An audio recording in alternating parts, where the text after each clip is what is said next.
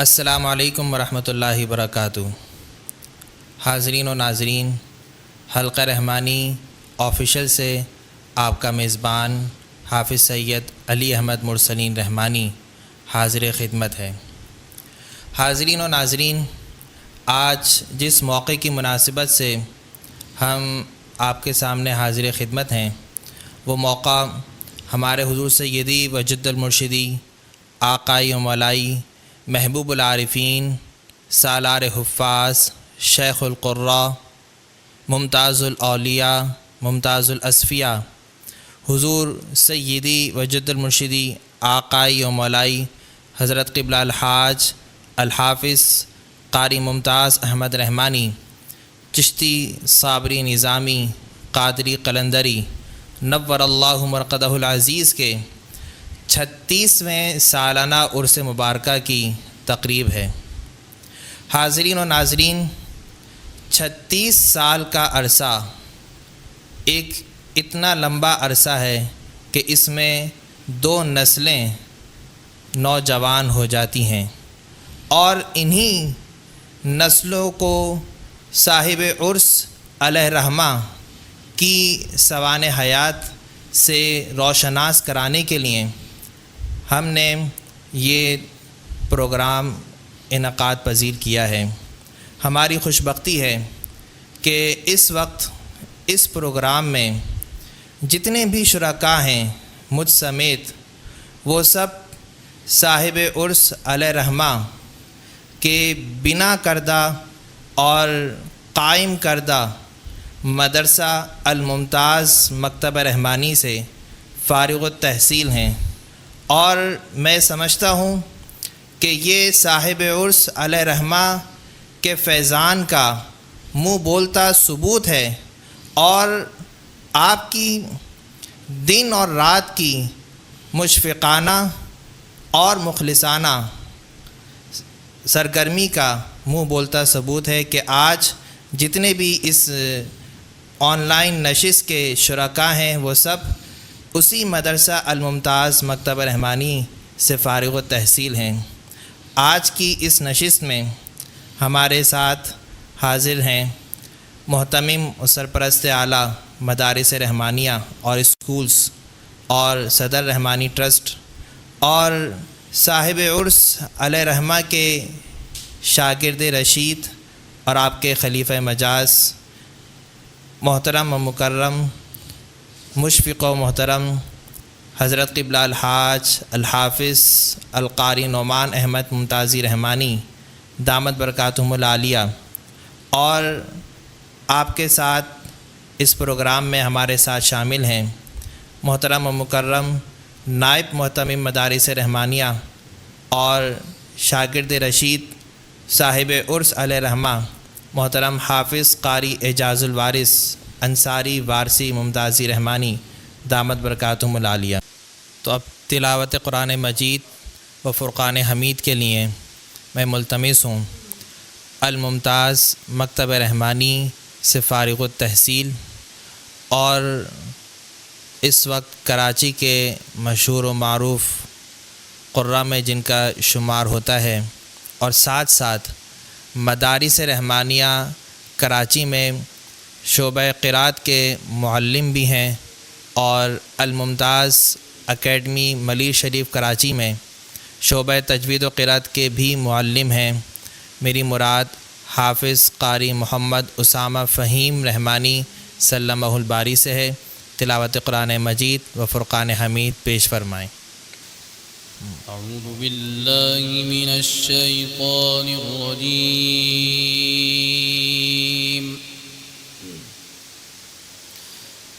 بسم اللہ الرحمن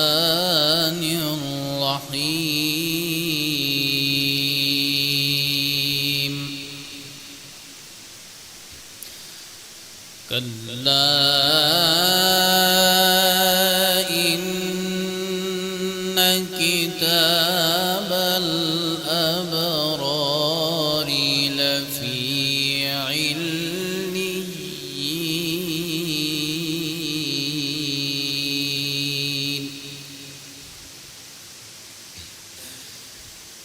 وما أدراك ما عليون كتاب مرقوم كتاب مرقوم يشهده المقربون إن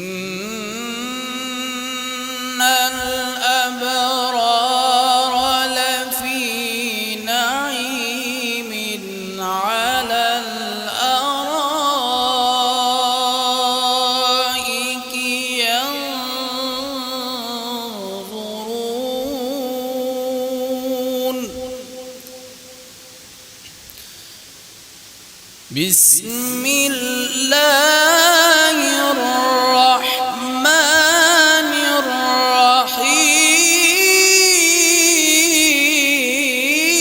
الرحيم كلا إن كتاب الأبرار لفي عليين وما أدراك ما عليون كتاب مرقوم اللہ كتاب مرقوم يشهده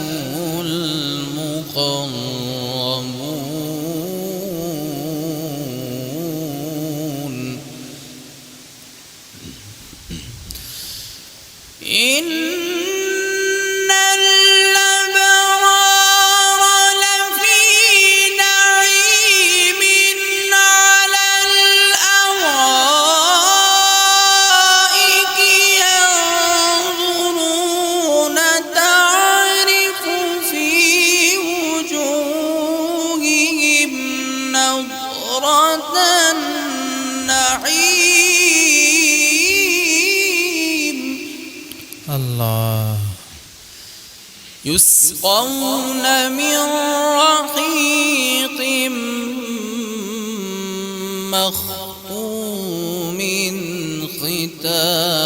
ختامه مسك وفي ذلك فليتنافس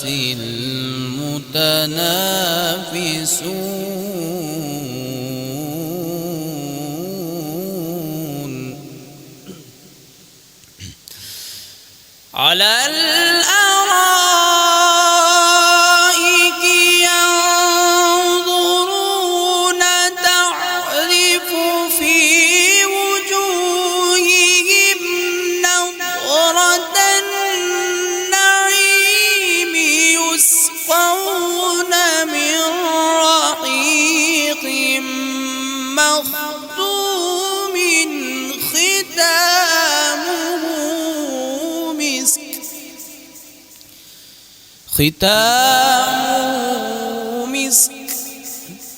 ختامه مسك وفي ذلك فليتنافس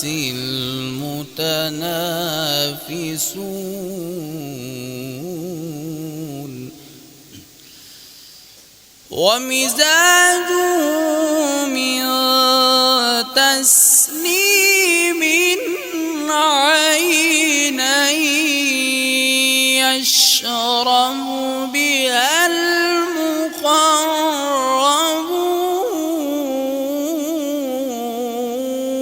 المقربون صدق الله العظيم ماشاء اللہ، سبحان اللہ. یہ تھے حافظ قاری محمد اسامہ فہیم رحمانی، جو تلاوت قرآن مجید و فرقان حمید سے ہمارے قلوب و اذہان کو منور فرما رہے تھے۔ تلاوت قرآن مجید و فرقان حمید کے بعد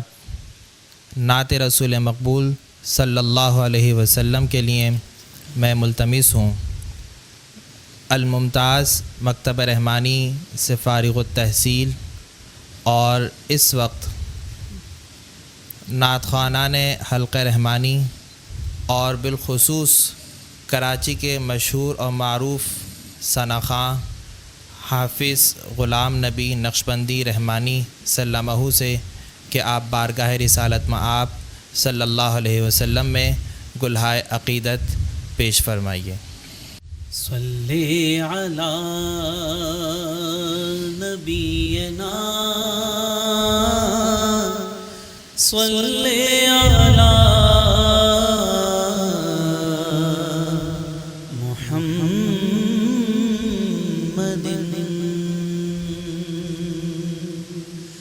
حضور ایسا کوئی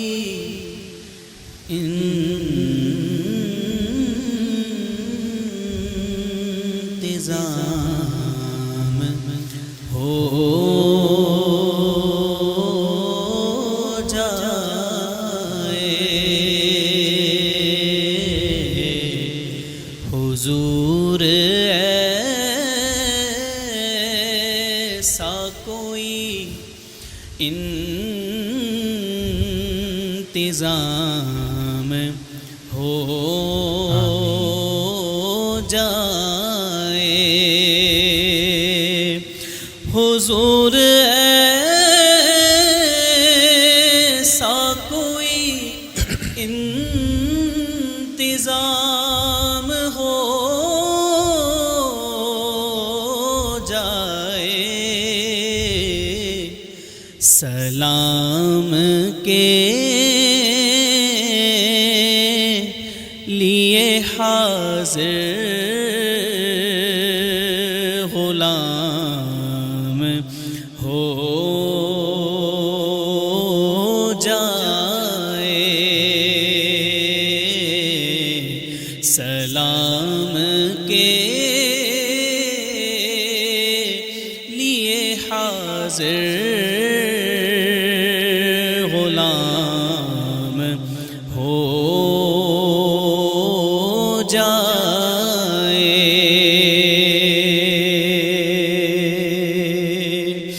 میں صرف دیکھ لوں ایک بار صبح طیبہ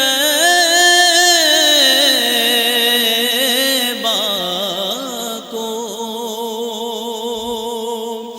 میں صرف دیکھ لوں ایک بار صبح طیبہ کو، بلا سے پھر میری دنیا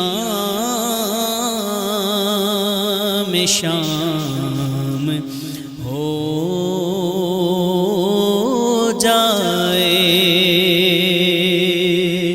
بلا سے پھر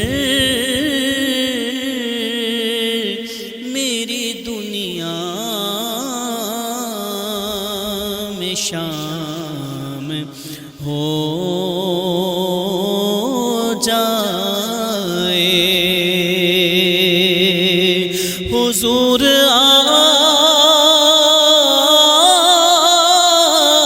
آپ جو سن لیں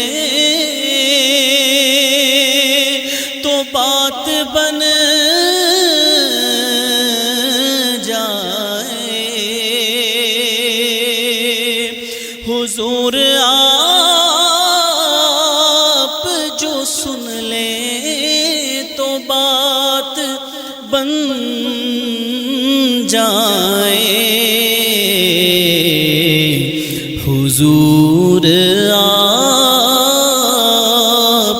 جو کہہ دیں تو کام ہو جائے حضور آپ جو کہہ دیں تو کام ہو جائے حضور آپ جو چاہیں تو کچھ نہیں مشکل حضور آپ جو چاہیں تو کچھ نہیں مشکل سمٹ کے فاصلہ یہ چند گام ہو جائے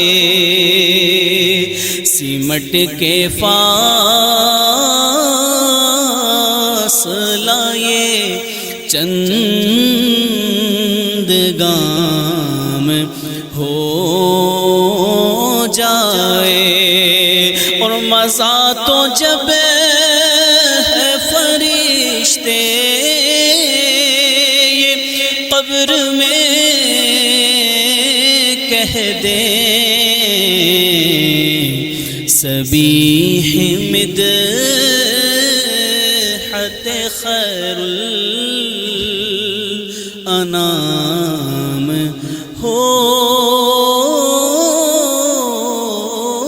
جائے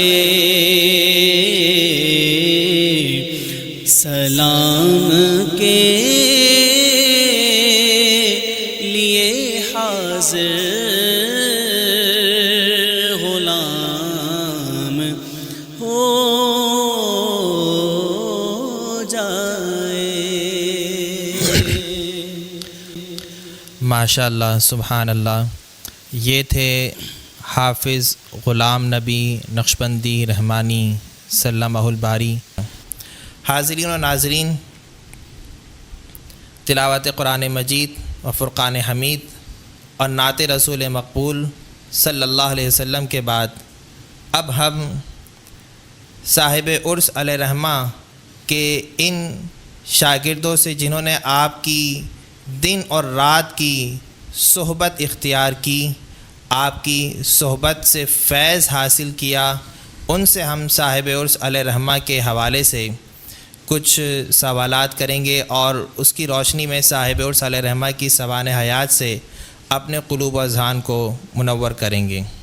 السلام علیکم ورحمۃ اللہ وبرکاتہ. وعلیکم السلام ورحمۃ اللہ وبرکاتہ. محترم قبلہ حافظ صاحب، آپ نے حضور قبلہ ابا جی علیہ رحمہ کے ساتھ خاصا وقت گزارا، تو آپ یہ بتائیے، اس حوالے سے ارشاد فرمائیے کہ حلقہ رحمانی پاکستان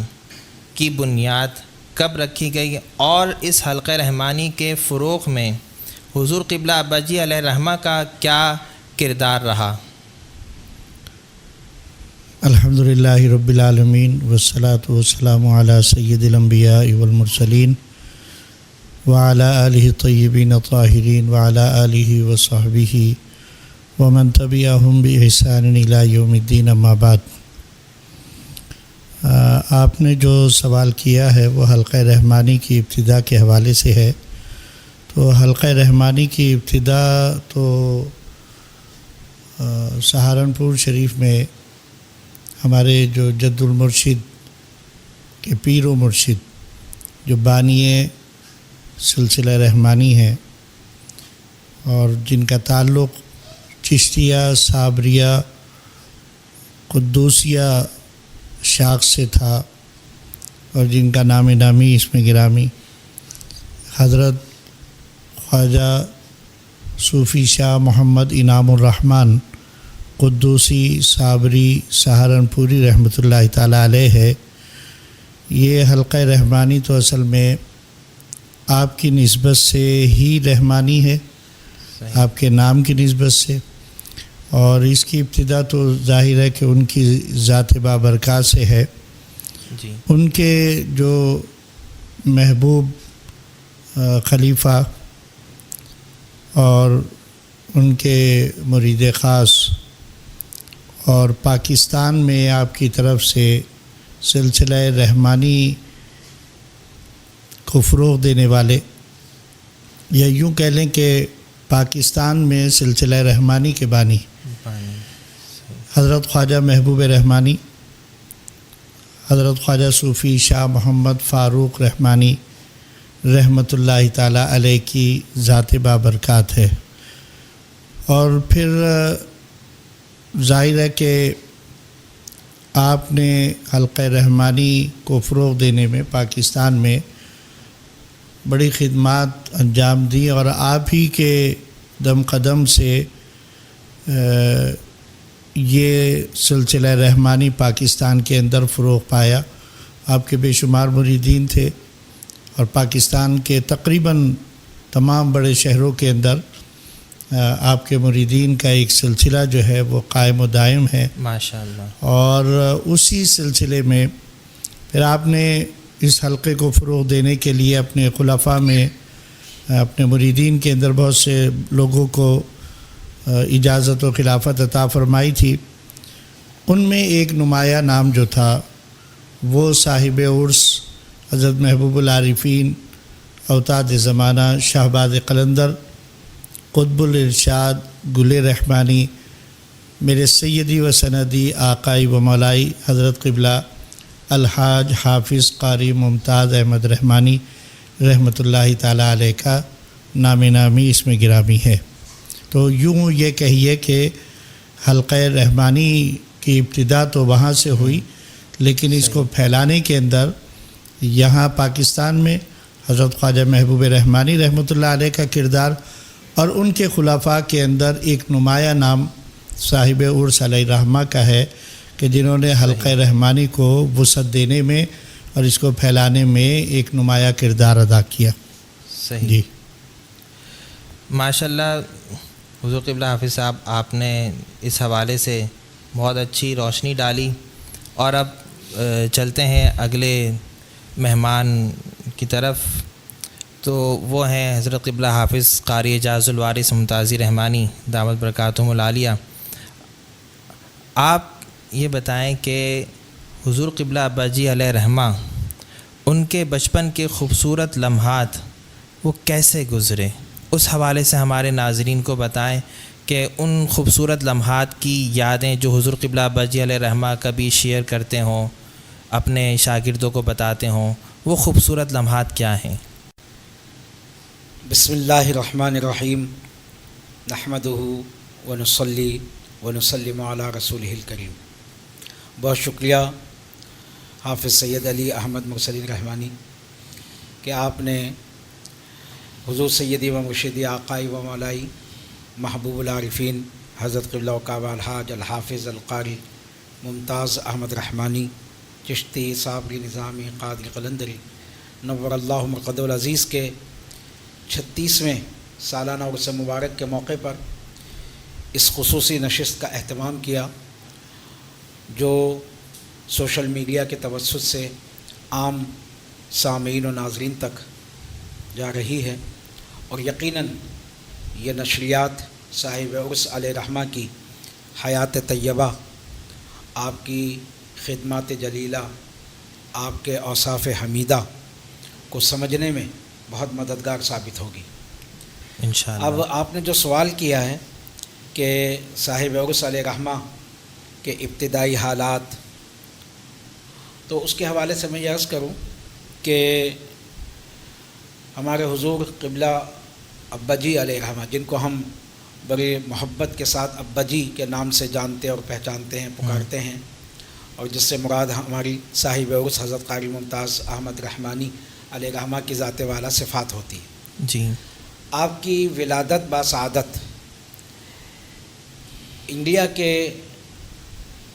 شہر دہلی میں پہاڑ گنج کے محلے میں ہوئی، اور سن 1929 عیسوی اور ہجری اعتبار سے رمضان المبارک 1347 ہجری آپ کا سن ولادت ہے، اور آپ نے ایک ایسے گھرانے میں آنکھ کھولی جو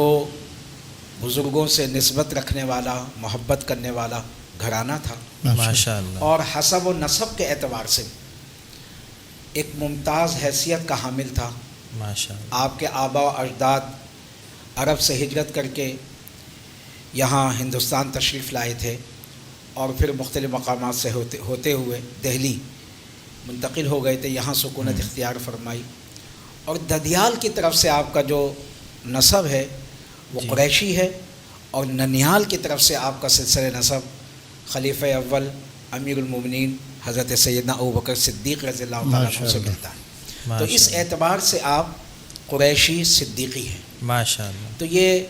آپ کی ولادت اور حسب و نسب و خاندان ہے۔ پھر علی بھائی، یہ بھی بڑی دلچسپ اور خوبصورت بات ہے کہ صاحب عرس علیہ رحمہ کی جب ولادت ہوئی تو آپ کے جو دادا ہیں، جن کا نام تھا حضرت الحاج سراج الدین نقشبندی رحمۃ اللہ تعالیٰ علیہ، کہ جن کا آپ کی تعلیم و تربیت میں بہت اہم کردار ہے، صحیح، تو انہوں نے اپنے علاقے کی پانی کی کمی کو دور کرنے کے لیے ایک کنواں کھدوانے کا انتظام کیا تھا۔ آج بھی دیکھتے ہیں، آج جی، پانی کی شدید قلت ہے، اور اس زمانے میں بھی تھی، تو پانی کی کمی کو کنواں وغیرہ کھدوانے کا انتظام کیا جاتا تھا۔ تو کنواں کھدوانے کا انتظام کیا انہوں نے،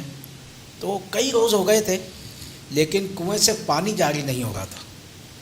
لیکن آپ کی والدہ، جن کا نام حضرت رفیق النساء رحمۃ اللہ تعالیٰ علیہ تھا، اور آپ کے والد گرامی کا نام محمد احمد شہید رحمۃ اللہ علیہ تھا، کہ جو حادثاتی طور پر سننے اور بولنے سے معذور تھے، تو جب رمضان المبارک کے مبارک لمحات میں آپ کی ولادت ہوئی، تو جو ہی آپ کی ولادت ہوئی ہے تو آپ کی والدہ فرماتی ہیں کہ اس کنویں سے پانی جاری ہو گیا۔ سبحان اللہ، سبحان اور اللہ، جو آپ کے دادا، جو خود ماشاءاللہ صاحب بصیرت آدمی تھے اور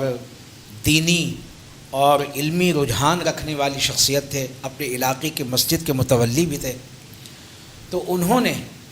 پھر یہ پیشن گوئی کی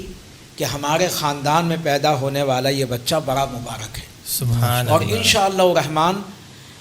اس سے مخلوق خدا کو فیض پہنچے گا۔ سبحان اللہ، اور پھر انہوں نے ہی آپ کا نام ممتاز احمد رکھا، سبحان اللہ، اور پھر یہ آپ کا نام ممتاز احمد آپ کے نام اور آپ کی صفات کا عملی مظہر بن گیا۔ سبحان اللہ، یعنی یہ آپ کی ولادت ہے۔ پھر اس کے بعد آپ کا بچپن بھی عام بچوں کی طرح نہیں تھا، آپ گلی کوچوں میں عام دوستوں کے ساتھ کھیل کود میں اپنا وقت نہیں گزارتے تھے، بلکہ تنہائی میں گھر میں ہی اپنا وقت گزارتے تھے، بلکہ آپ کے شوق اور مشغولیات کی وجہ سے آپ کے دادا نے گھر میں ہی پرندے پال کر دے دیے، جانور دے دیے، ایک چھوٹی نسل کا گھوڑا آپ کو دلوا دیا جو آپ کے شوق کو پروان چڑھاتا رہا یہ مشغلہ۔ اور آپ کی حیات مبارکہ کا مطالعہ یہ بتاتا ہے، ہم نے بہت قریب سے آپ کو دیکھا، تو ساری زندگی یعنی جو بچپن میں جانوروں کے ساتھ آپ کی محبت اور آپ کا لگاؤ تھا، پرندے پالنے کا شوق تھا، تو یہ عمر بھر وصال مبارک تک آپ کا قائم رہا، اور آپ کے پاس طرح طرح کے پرندے جانور موجود تھے۔ صحیح، تو اس کے ساتھ ساتھ تعلیمی اعتبار سے بھی آپ ماشاءاللہ ممتاز رہے، تو انشاءاللہ آگے چل کر اس حوالے سے گفتگو ہوگی۔ تو ابھی جو ابتدائی طور پر آپ کی بات تھی کہ آپ کی ولادت، آپ کے ابتدائی حالات اور آپ کی بچپن وہ نہایت پاکیزہ ہے، نوجوانی بے داغ ہے، تعلیم حاصل کی، حفظ قرآن مجید کیا، نہایت کم سنی میں، صرف سب سے پہلے ناظرہ پڑھا اپنی پھوپھی سے جن کا نام مہر النساء رحمۃ اللہ علیہ تھا، پھر صرف 9 سال کی عمر میں حفظ قرآن مجید کی سعادت حاصل کی ماشاء اللہ، حکیم افتخار احمد نقشبندی رحمۃ اللہ تعالیٰ علیہ سے، اور پھر اس کے بعد جو ہے جو عربی اور فارسی کی ابتدائی کتب تھی وہ قاضی زین العابدین نقشبندی علیہ رحمہ سے پڑھی، جبکہ فن تجوید و قرات کی جو تعلیم تھی وہ آپ نے مدرسہ فتح پور دہلی سے مشہور شیخ القراء قاری حامد حسن دہلوی رحمۃ اللہ تعالیٰ علیہ سے حاصل کی۔ حافظ صاحب، آپ نے اتنے سارے بزرگوں کا نام لیا اور ہر ایک کے ساتھ ایک نسبت لگائی ہے نقش بندی کی، جی جی، تو اور شروع کے اندر آپ نے ایک بات کہی کہ آپ کا تعلق ایک ایسے گھرانے سے تھا جو دینی اور مذہبی، جی تو یہ بھی میں سمجھتا ہوں کہ اس حوالے سے سامعین اور ناظرین کو بتانا جو ہے وہ ضروری ہے کہ آپ کے ایک چچا تھے جن کا نام مولانا گل احمد نقشبندی رحمۃ اللہ علیہ تھا، اور یہ سارا گھرانہ جو تھا یہ نقشبندی سلسلے سے فیض یافتہ تھا، اور آپ کے گھر میں نقشبندی سلسلے کے ایک معروف بزرگ حضرت مولانا عبدالسلام نقشبندی رحمۃ اللہ تعالیٰ علیہ تشریف لاتے تھے، تو یہ بات وجہ ہے کہ بچپن سے ہی آپ کو جو ایک ماحول ملا تھا وہ دینی اور مذہبی اور اللہ سے ڈرنے والے لوگوں کا جو ایک گھرانہ ہوتا ہے، اس گھرانے میں آپ نے اپنی آنکھ کھولی تھی۔ بالکل ایسا ہی آپ صاحب، اور اپنی پاکیزہ صفات کی بدولت جو ہے آپ ان سب بزرگوں کے منظور نظر رہے، بالکل بے شک ان کی توجہات کا مرکز تھے۔ جی علی بھائی، اچھا، ہم بار بار صاحب اور صالح رحمہ کے حوالے سے ذکر کرتے ہوئے ایک لفظ کہتے ہیں ابا جی، تو قبلہ حافظ صاحب آپ یہ فرمائیے کہ کیا وجہ ہے کہ ہر خاص و عام حضور قبلہ ابا جی علیہ رحمہ کو ابا جی کے لقب سے کیوں یاد کرتا ہے؟ اصل میں یہ تو آپ نے پہلے یعنی جو گفتگو چل رہی ہے اس میں یہ پہلے آ گیا سوال، لیکن اس کے لیے اس کو سمجھنے کے لیے وہ جو آپ کا جو پھر جوانی ہے اور پھر آپ کا بزرگوں کے پاس آنا ہے اور پھر اس کے بعد جو ہے وہ اس راہ کو اختیار کرنا ہے اور پھر خدمات دین ہیں، خدمات قرآن ہیں، اور پھر آپ نے جو اپنے پیشواؤں سے جن کی خدمت میں رہے ان کے بعد جب آپ کے کاندھوں کے اوپر یہ ذمہ داری آئی کہ مخلوق خدا کو خدا کی طرف لے کر آنا ہے، تو یہ تو اس وقت کی ایک نسبت ہے جسے آپ نے ابھی پوچھا ہے مجھ سے کہ ابا جی، ورنہ اس سے پہلے آپ کو قاری صاحب کے لقب سے جو ہے آج بھی جو حلقے سے قریب کے تعلق نہیں رکھتے وہ لوگ آج بھی معروف ہے۔ کراچی کے اندر کہیں بھی قاری صاحب آپ کہیں تو لوگ سمجھتے ہیں کہ قاری صاحب کسے کہا جا رہا ہے، حالانکہ بہت سارے قاری صاحبان ہوتے ہیں، لیکن آپ شروع سے جو اہل علاقہ اور اہل شہر کے درمیان، اور اس کی ایک وجہ تھی، آپ سورہ رحمان کی جس انداز سے تلاوت کیا کرتے تھے تو وہ اتنی خوبصورت آواز اور اتنے خوبصورت انداز تھا کہ ظاہر ہے کہ بچپن میں ہم نے بچپن سے سنی وہ قرات، اور جمعے کے دن یہ ایک خاص وصف بھی تھا آپ کے اندر کہ یہ تھوڑا سا جو کوئی لوگ فن موسیقی کو سمجھنے والے لوگ ہیں تو وہ ظاہر ہے کہ نعت خواہ حضرات بھی آتے تھے، تو ان میں سے ایک معروف نعت خواہ تھے ماجد کمال رحمانی، وہ اس فن کو اچھی طریقے سے جانتے تھے اور بلکہ استاد تھے، لوگوں کو سکھایا کرتے تھے۔ تو وہ ایک مرتبہ انہوں نے اس کا اظہار کیا کہ حضور ابا جی علیہ رحمہ کی ایک خاص صفت ہے کہ آپ اللہ اکبر جس اپنے حساب سے وہ کہتے تھے، جس آپ کیا کہتے درباری رنگ کے اندر یا اس میں راگ کے اندر آپ شروع کرتے تھے تو نماز جو ختم ہوتی تھی اور آپ السلام علیکم ورحمۃ اللہ جو کہتے تھے تو آپ اسی کے اندر پوری نماز مکمل فرماتے تھے۔ یہ بہت کم لوگوں کے اندر ایسا ہوتا ہے، ورنہ شروع کہیں سے کرتے ہیں، کسی انداز سے کرتے ہیں اور پھر اس کے بعد اینڈ کہیں اور ہوتا ہے۔ تو ابا جی علیہ رحمہ جو ہیں وہ سورہ رحمان کی جو تلاوت کیا کرتے تھے وہ ایک خاص بالکل آپ کا اپنا ہی ایک انداز تھا، اس انداز میں نے کسی اور کی تلاوت آج تک نہیں سنی۔ آج 36 سال تو ان کے وصال مبارک ہو گئے، ان کی نقل تو ہوتی ہے اور آپ کے شاگردوں کے اندر اور آپ کے نواز حضرت قبلہ صاحبزادہ قاری محمد فرحان جان رحمانی دامت برکاتہم العالیہ، جن کو اللہ تعالیٰ نے آپ کی آواز کا خوبصورت ورثہ عطا فرمایا ہے، جانشینی کے ساتھ ساتھ جو آپ کی آواز کا جو ایک حسن تھا وہ ان کے اندر موجود ہے، تو وہ جو سورہ رحمان کی تلاوت اب ان کی آواز کے اندر کرنے کی بہت سارے، لیکن اس زمانے کے اندر آج بھی ہمیں یاد ہے کہ چھوٹے ہونے کے باوجود جب آپ جمعے کے دن اللہ اکبر کہتے تھے تو اکثر مقتدی حضرات جو تھے ان کو پتہ ہوتا تھا کہ آپ نے اب سورہ رحمان کی، کیونکہ ابتدا ہی اس انداز سے آپ فرماتے تھے۔ اور پھر یہ میں اپنے بچپن کی یادیں تازہ کر رہا ہوں کہ جمعے کے دن جب آپ وہ سورہ رحمان کی تلاوت کیا کرتے تھے تو چھوٹے ہونے کے باوجود اور سمجھ بوجھ نہ ہونے کے باوجود بھی اس آواز کی، اس تلاوت کی ایسی تاثیر ہوتی تھی کہ نماز کے اندر چھوٹا ہو یا بڑا ہو اکثر لوگ جو ہے وہ اپنی آنکھوں سے آنسو بہا رہے ہوتے تھے اس تلاوت کی وجہ سے۔ وہ ایسی اثر انداز تھی، دلوں کے اوپر اثر کرتی تھی کہ اور اب محافل میں اگر کبھی آپ نے حضرت صاحب کے یہاں اکثر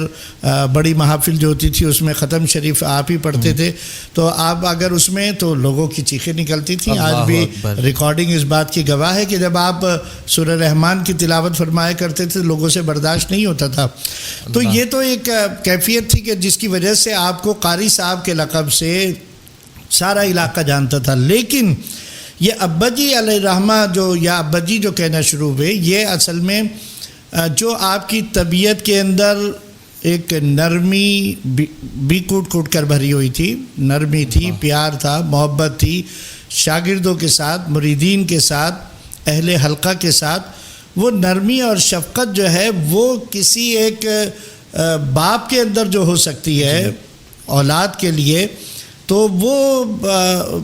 اس سے بھی بڑھ کر وہ پیار، محبت، شفقت آپ کی ذات کے اندر تھا، جس کی وجہ سے اس سے پہلے میں نہیں سمجھتا کہ شاید ہم نے سنا بھی نہیں تھا، اور دیگر القابات سے بزرگوں کو ضرور پکارا جاتا ہو، لیکن آپ کا جو ایک معروف نام ابا جی علیہ الرحمہ، اہل حلقہ میں اگر آپ کہیں پہ بھی کہیں گے تو وہ فوراً سمجھ جائیں گے کہ آپ کس کی طرف اشارہ کر رہے ہیں۔ تو وہ اس نرمی اور پیار اور محبت اور شفقت جو سب کے ساتھ، شاگردوں کے ساتھ تو بے انتہا تھی، اس کا تو ہم خود اس کے گواہ بھی ہیں اور اس کے پروردہ بھی ہیں، اس شفقتوں کے حامل بھی ہیں، اس پیار اور محبت کو پانے والے بھی ہیں۔ تو یہ ایک اس رشتے کے اندر جو باپ اور اولاد کے اندر جو ایک پیار اور محبت کا اور تعلق کا جو ایک رشتہ ہوتا ہے، یہ اس ان کی ذات کے اندر جو سب کے لیے ایک پیار اور محبت تھی اور ہر ایک کے لیے جو شفقت اور نرمی تھی، اس کی وجہ سے از خود جو ہے وہ لوگوں نے یا قریب کے لوگوں نے اس محبت کو پا کر آپ کو ابا جی کہنا شروع کیا، اور پھر یہ نام اتنا اچھا اور پیارا لگنے لگا سب کو کہ آپ کو پھر قاری صاحب تو قریب کا کوئی بھی نہیں کہتا تھا، شاگردوں میں سے، حلقے میں سے، جاننے والوں میں سے سب آپ کو ابا جی کے لقب سے ہی پکارتے تھے۔ حتیٰ کہ آپ یہ سمجھ لیں کہ ہمارے مدینہ مسجد کے آپ کو اگر یاد ہو، اللہ کی رحمت، ایک مؤذن ہوا کرتے تھے، بہت ضعیف العمر ہو گئے تھے اور ان کا لقب اللہ کی رحمت پڑ گیا تھا، تو وہ اتنے ضعیف ہونے کے باوجود کہ حضور ابا جی علیہ الرحمہ سے عمر کے اندر وہ تقریباً دگنے ہوں گے، لیکن وہ اس پیار اور محبت اور شفقت کو دیکھ کر وہ بھی آپ کو ابا جی کے نام سے ہی پکارا کرتے تھے۔ انہوں نے کبھی قاری صاحب نہیں کہا، انہوں نے کبھی نام نہیں لیا کہ یہ تو میرے سے عمر میں کم ہیں، آدھے ہیں، تو میں جو ہے نا مطلب ان کو قاری صاحب کہہ دوں یا ممتاز، نہیں، انہوں نے کبھی بھی نہیں، انہوں نے ہمیشہ ان کو ابا جی ہی کہہ کر پکارا۔ تو یہ اس پیار، محبت اور شفقت کی بنیاد تھی جس کی وجہ سے آپ کو پھر قاری صاحب سے ابا جی بس سب چھوٹے ہوں، بڑے ہوں، عورت ہو، مرد ہو، مرید ہو، محب ہوں، سب ابا جی کہہ کر ہی آپ کو پھر مخاطب کرنے لگے تھے۔ تو یہ اس طریقے سے آپ کا لقب جو ہے یہ ابا جی علیہ الرحمہ۔ حافظ صاحب آپ کی اجازت سے کہ اس میں یہ اضافہ میں کرنا چاہوں گا کہ ہمارے قبلہ ابا جی کے ایک ہی فرزند ارجمند تھے، جی جن کو ہم سب بھائی جان کے پیارے لقب سے یاد کرتے ہیں، جو جن کا اصل نام حافظ قاری محمود اقبال ممتازی رحمانی رحمۃ اللہ تعالیٰ علیہ تھا کہ عین عالم شباب میں ایک جی ہاں حادثے کے بالکل نتیجے میں وہ شہید ہوئے. جی جی تو یہ جو ابجی کا لقب ہے، میں نے بعض احباب سے سنا کہ خاص طور پر جب ان کا وصال با کمال ہوا، جی جی آپ کے صاحبزادے کا ایک ہی فرزند تھے، ایک جی صاحبزادے تھے، ہو گئے جی صاحبزادی. جی جی صاحبزادی باقاعدہ حیات ہیں. الحمدللہ. اللہ تبارک و تعالیٰ ان کو صحت اور عافیت کے آمین، ساتھ آمین، درازی اللہم عطا آمین. فرمائے. تو جب آپ کے صاحبزادے کا وصال با کمال ہوا تو پھر آپ کے جو قریبی احباب تھے انہوں نے خاص طور پر اس لقب کو زیادہ اختیار کیا، کیونکہ ظاہری بات ہے کہ پدرانہ شفقت تو تھی، جس طرح حافظ صاحب نے فرمایا کہ ایک باپ میں جتنی خصوصیات اور اوصاف ہونے چاہیے وہ ان سے کہیں زیادہ وہ اوصاف آپ میں بدرجہ اتم موجود تھیں. سبحان لیکن اللہ. پھر اس کے بعد آپ کے جو قریبی مریدین تھے، تلامذہ تھے، احباب تھے، ان سب نے بھی آپ کو پھر بھائی جان کی طرح جو ہے وہ ابجی کہنا شروع کر دیا. سبحان یہ بھی اللہ. ایک مطلب احباب. ہاں یہ اس سے پہلے کی اصل میں حافظ صاحب یہ تو تھا ایک عجیب واقعہ تھا، اور جو بات آپ نے کہی ہے یہ بھی اپنی جگہ پر درست ہے، لیکن اس سے پہلے بھی جیسے اسی نسبت کے حوالے سے ہی آپ کے برادر خردہ کو چچا جان کہا جاتا تھا. تو وہ چچا جان کہا اس لیے جاتا تھا، اس سے پہلے کوئی چچا جان کا تو خیر کوئی نام ہی نہیں لیتا تھا، وہ تو شروع سے ہی. تو یہ اس نسبت کی وجہ سے جو قبلہ بھائی جان کو حضرت قبلہ صوفی ابرار احمد رحمانی رحمۃ اللہ تعالیٰ علیہ، جن کو المعروف چچا جان کہتے ہیں، اور آج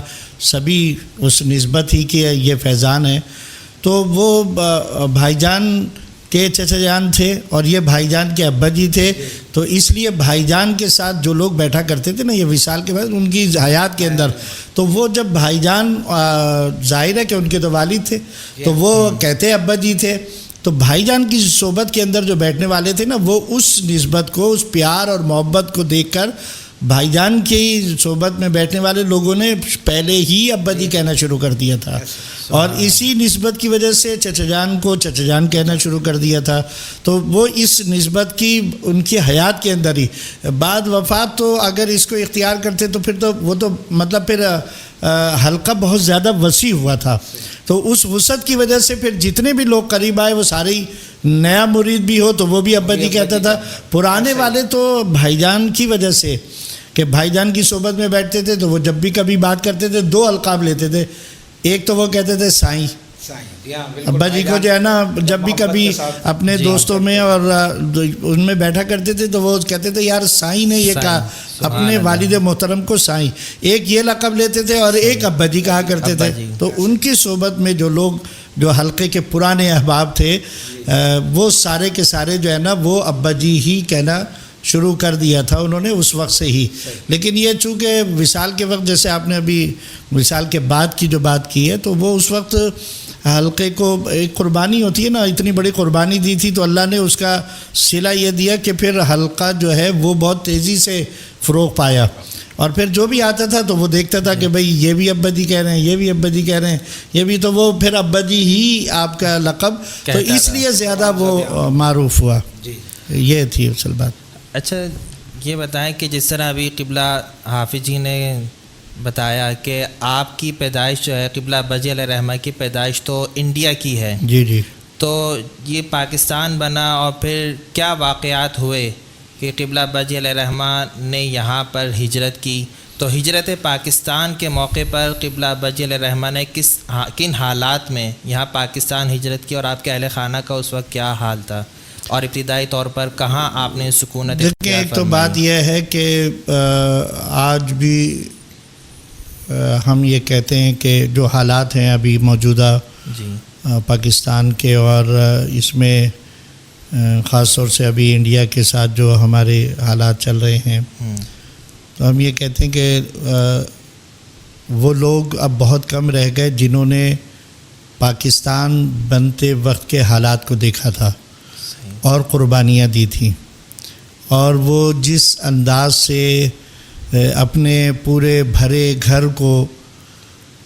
اور تمام چیزوں کو چھوڑ کر وہاں سے نکلے تھے، تو اس کی بنیاد ظاہر ہے کہ نہ رنگ تھی، نہ نسل تھی، نہ زبان تھی، اس کی بنیاد تو دو قومی نظریہ ہی تھا. اور دو قومی نظریے کو ہمیں اپنی اولادوں کو بتانا چاہیے کہ دو قومی نظریہ کیا تھا، کیا ہے؟ کہ مسلمان ایک قوم ہے اور ہندو ایک علیحدہ قوم ہے، نہ ہماری ثقافت ان کے ساتھ ملتی ہے، بالکل نہ ہماری عبادت ان کے ساتھ ملتی ہے، نہ ہمارا رہن سہن ان کے ساتھ ملتا ہے، سبھی چیزیں جدا ہیں ہماری ان کے ساتھ۔ تو یہ وہاں اس وقت جو ہے یہ جب ہندوستان کے اندر انگریز کے جانے کا وقت آیا، اور وہ بھی کبھی اگر موقع ملا تو اس وقت گفتگو ہوگی کہ اس میں بھی ہمارے بزرگوں نے اور پیشواؤں نے حافظ صاحب وہ پیشگوئیاں کر رکھی تھی، پہلے سے بتا رکھا تھا، اور اس وقت بھی حضرت اعلیٰ حضرت علیہ رحمہ جو ہیں وہ بھی ان کی بھی پیشگوئیاں ہمارے سامنے ہیں، حضرت صاحب کے واقعات کے اندر ہم کو ملتی ہیں، اور کیسے کیسے حالات ہوں گے، وہ بھی حیات تھے اس وقت۔ صحیح۔ اور پھر ابا جی علیہ رحمہ کے جیسے پہلے بات ہوئی ہے کہ ان کے بزرگ بھی موجود تھے، اور جو آپ کے والد محترم کو جو ہم محمد احمد شہید رحمۃ اللہ علیہ کہتے ہیں، تو یہ شہادت بھی آپ کے گھر والوں نے پاکستان بننے میں حضرت محمد احمد شہید رحمۃ اللہ علیہ کی صورت میں ادا کی تھی، اللہ کہ اس وقت جو گولہ باری ہو رہی تھی، آپ اپنے سارے گھر والوں کو، کیونکہ آپ اس وقت غالباً 18-20 سال کے تھے، جی تقریباً 29 کی ہے تو تقریباً 18 سال کے تھے، اور اسکاؤٹنگ کی آپ نے جو ہے وہ تعلیم بھی تھوڑی بہت حاصل کی تھی، اور تحریک پاکستان کے آپ ایک سرگرم کارکن تھے، آپ نے پاکستان بننے کی جو تحریک تھی اس میں بھرپور کردار ادا کیا، تو آپ بھی دیگر لوگوں کی طرح سے جو ہے اپنے گھر والوں کو لے کے بڑی کسمہ پرسی کے عالم میں گھر بار بھرا چھوڑ کر اور سب کچھ چھوڑ کر بس تنہا اپنے جسم کو اور 2 کپڑوں کو لے کر اپنے گھر والوں کو لے کر آپ اپنے گھر سے نکلے تھے۔ بلکہ آپ کے حالات میں ملتا ہے، جو آپ نے اسکاؤٹنگ کی بات کی تو آپ اس وقت اسکاؤٹ کی وردی میں ہی ملبوس تھے۔ جی تو اپنے گھر والوں کو لے کر آپ نکلے تھے، تو اسی دوران میں آپ کے والد اس وقت تک حیات تھے، تو اسی ہجرت کے دوران میں اپنے گھر سے نکل کر کیمپوں کی طرف جاتے ہوئے کوئی ایک گولہ جو ہے وہ آ کر کے آپ کے والد محترم یعنی حضرت محمد احمد شہید رحمۃ اللہ علیہ کو لگا، اور آپ جو ہے وہ جام شہادت نوش کر گئے اس کی وجہ سے آپ کو ہم شہید کہتے ہیں۔ تو یہ تو صرف ہم چند جملوں کے اندر اس بات کو بیان کرتے ہیں، لیکن اگر ان لوگوں سے پوچھا جائے جو واقعتاً اپنے گھر بار کو چھوڑ کر آئے تھے، تو ان کے دل جو ان میں سے آج بھی زندہ ہیں، ان کے دل تو پھٹنے لگتے ہیں ان واقعات کو بیان کرتے وقت کہ کس انداز سے انہوں نے اپنے گھر کو چھوڑا تھا، اپنے محلے کو چھوڑا تھا، پھر کیمپوں میں آئے، اور ہر وقت کا ایک خوف طاری تھا کہ ابھی دشمن یہ ہندو یا سکھ جو ہیں یہ آ جائیں گے، حملہ آور ہو جائیں گے، اور ایسے ہی ہو رہا تھا۔ وہ جو مشہور ہم نے تاریخ پڑھی ہے اور سنی ہے کہ وہ جو ایک ٹرین جو آئی تھی اور جس کا استقبال کرنے کے لیے جو ہے وہ حضرت قائد اعظم رحمۃ اللہ تعالیٰ علیہ خود اسٹیشن پر گئے تھے، تو اس ٹرین کے اندر زندہ تو بمشکل کوئی بچا تھا، اس کے اندر لاشیں ہی لاشیں تھیں، جسم کٹے ہوئے تھے، اور پھر جو لوگ وہاں سے آ رہے تھے کسی کی ماں جو ہے وہ بچھڑ گئی، کسی کا شوہر بچھڑ گیا، کسی کا باپ بچھڑ گیا، کسی کی